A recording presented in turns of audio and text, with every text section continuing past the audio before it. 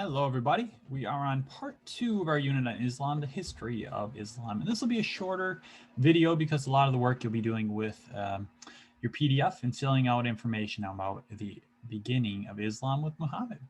So the first part, you're going to read the story, the life of Muhammad and the birth of Islam, and fill out some information about his early life.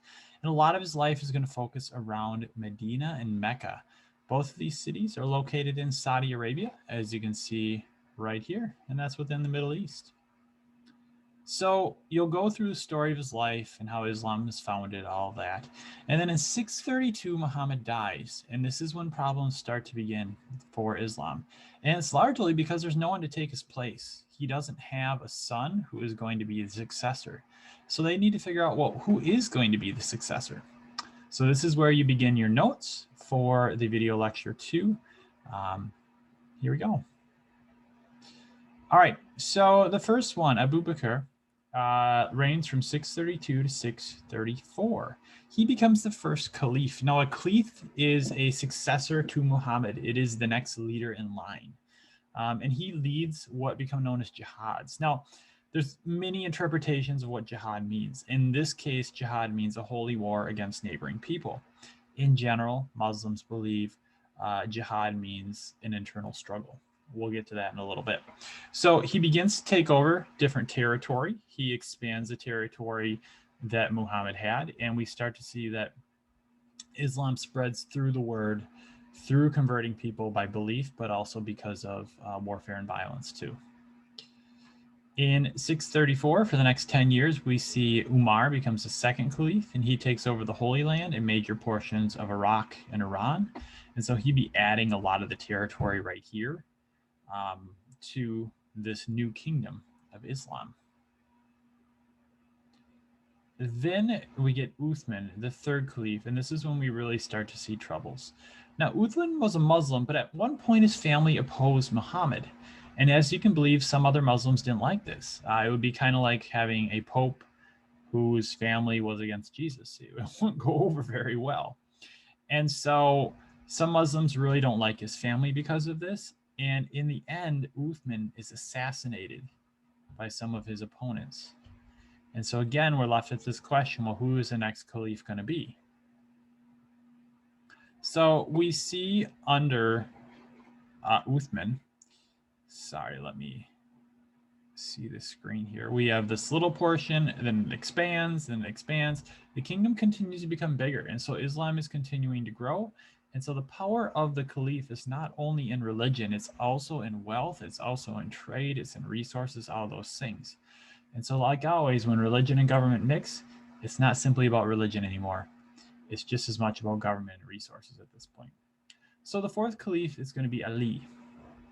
Now, Ali is the son of Muhammad's uncle, and he believes he should be caliph because he's related to Muhammad.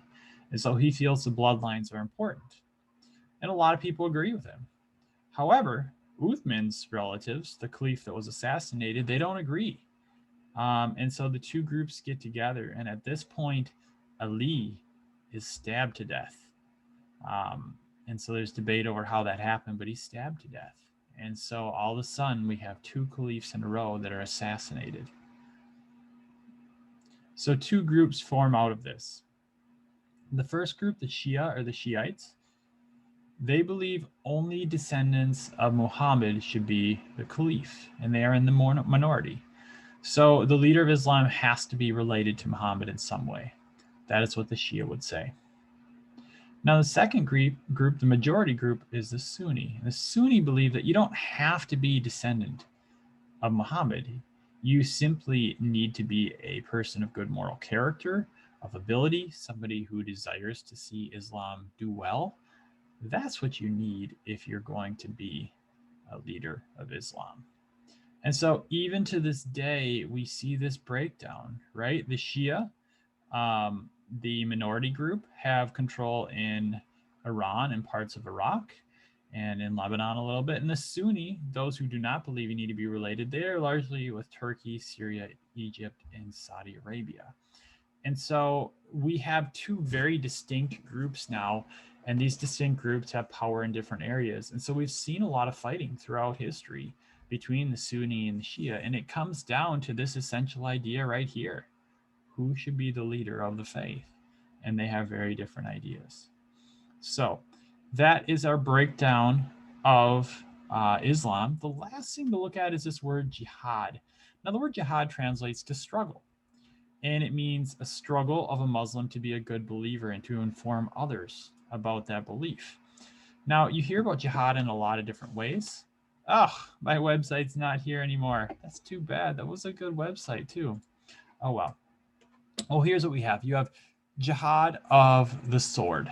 Okay, that is the one that people commonly refer to, and that's when people use violence to spread Islam. Some people are for that, some people are against that. We've seen terrorists use this idea that they're using violence to spread Islam when really they may be just trying to take over territory. But you have the other kinds of jihad. The other kinds of jihad are more likely to be types that are more realistic to most Muslims.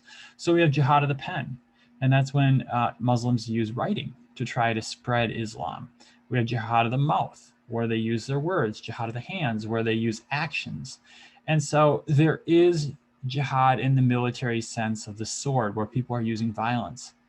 But more often on a daily basis, you see Muslims using jihad of the mouth and jihad of the pen and try to spread their beliefs and their ideas through their actions, through their words, and what they do each day.